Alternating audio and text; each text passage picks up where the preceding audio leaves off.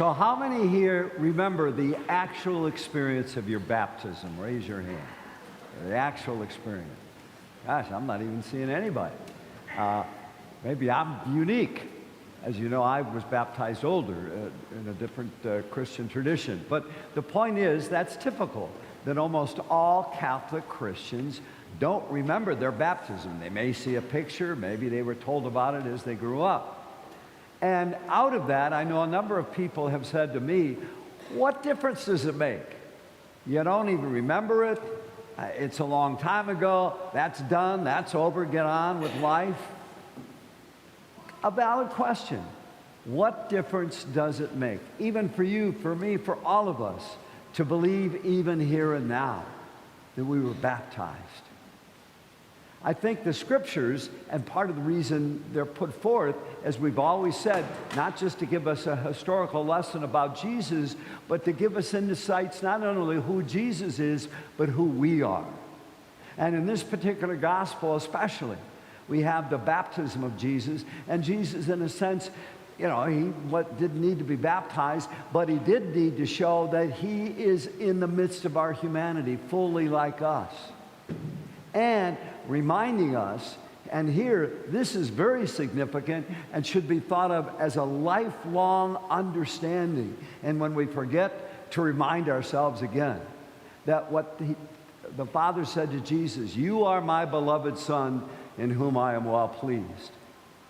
That's meant for every one of us in our baptism, in our just being brought into life, that the Lord says to us, and we need to remember it, don't we? Not only as an infant, but even as we grow older.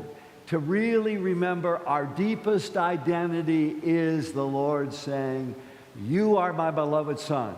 You are my beloved daughter, in whom I am well pleased." What if we stayed mindful in heart and mind that that's who we are and that's who others are too?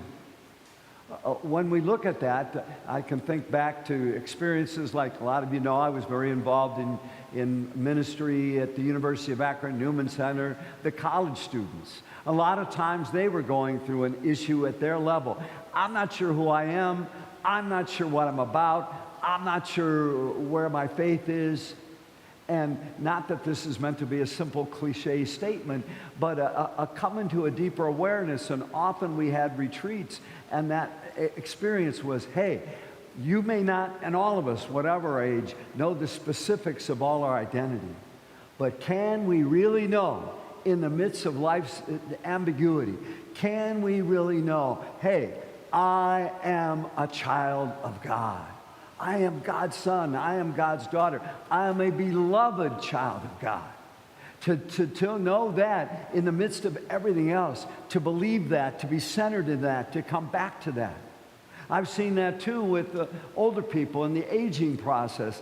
Well, I'm older now. I can't do that much. I'm not worth that much. No. You are a daughter, a son of God, and that tells each of us when we're reflective, hey, that's our ultimate self-worth. Whoever you are, whatever you are, however your life's going, you have self-worth because you are a beloved daughter or son. And then there's others too, whether in confessional or, don't worry, I'm not going to tell any of your confessions, or out in the community. That people can say, well, yeah, I've messed up my life. God can't possibly care about me. Oh, I was going along pretty well, and now, you know, I've gone down a wrong direction. I'm sure God doesn't want anything to do with me. No. You, whatever your circumstance, whatever you've gone through, sin or distance from God, you are still a beloved daughter or son of God. Because that also reminds us the fundamental truth to believe we don't earn God's love. God's love is gift. Notice in Jesus, he was said, you are my beloved son, not after he preached, not after he taught, not after he healed, not after he gave his life. No, from the very beginning, he was, hey, you are my beloved son or daughter. It's not an achievement. It's not a success thing. It's a belief that at the very core of who we are God's beloved. And it is gift. And all of us need to maybe be more mindful of that. And also believing that we are a daughter or son of God, that sense of identity. I know whether it's in our personal family life or whether it's in our country today with all the division and hostility. What if every one of us knew about ourselves and each other? Each of us is a beloved daughter or son of God. I remember one woman talking about in her family life that there were a lot of tension. And she felt insecure a lot, how some of the other family members treated her. And kind of that was going on in the family, and there were arguments and spats and everything because all of them were coming with a lot of issues. What if, talking to her and others, that you're a child of God, and believing that's our core identity, then we don't have to get caught up in insecurity or caught up in what does somebody else think of us because that's going to measure what I think of myself. No, we can be free of that and believe, hey, beloved son or daughter of God. And in saying that, you heard our Deacon Andy mention before, we have this message series that's going on over the next few weeks. And it's talking about following the light of Jesus, going back to the star from Bethlehem, but also following the light. And here, probably a lot of you are aware, a baptismal candle. And this candle is given to a child or an adult when they're baptized. And it's a reminder in the baptism, hey, follow the light of Jesus. Don't follow the light of hate. Don't follow the light of hostility. Don't follow the light of negativity. Don't follow the light of prejudice.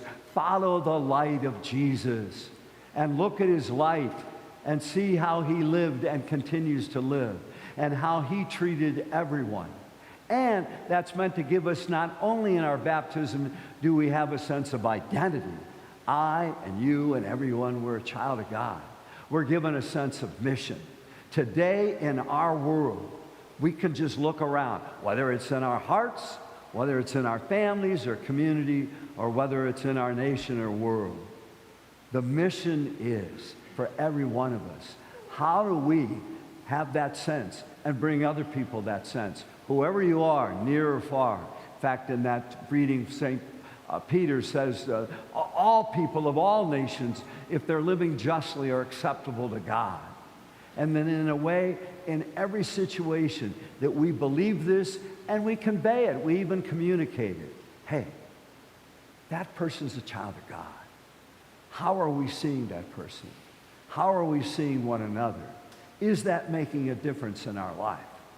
Finally, I just want to take one brief moment to mention what I've mentioned before, and I'm just going to allude to it because it matters.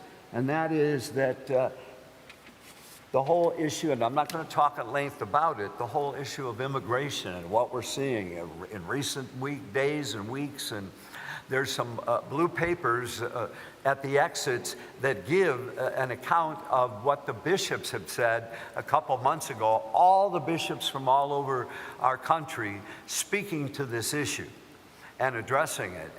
And in saying this, just want to read a couple lines. There's a front and back page in the blue paper.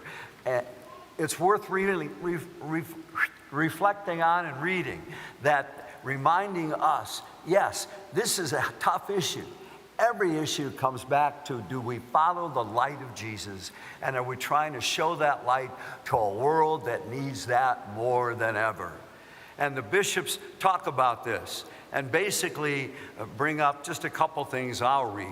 That they were disturbed at the climate of fear and anxiety on every level that's happening with this issue. And we are saddened by the state of contemporary debate and the vilification of immigrants. And then they go out, again, basically what we're saying here today. Catholic teaching exhorts nations to recognize the fundamental dignity of all persons, including immigrants. Again, hey, can we have totally open borders? No. Are there people who are here who need to be served justice because maybe of what they've done to others? Yes. But clearly, so many of the people, and even all people, daughter and son of God. And how do we look at them that way?